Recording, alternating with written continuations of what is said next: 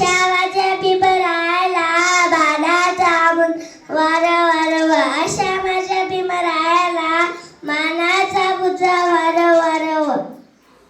आज 14 एप्रिल आपल्या सगळ्यांचे लाडके डॉक्टर बाबासाहेब आंबेडकर त्यांनी एकच मंत्र दिला, शिका, संघटित व्हा आणि संघर्ष करा. एवढे बोलून मी माझे भाषण संपवते. बोला जय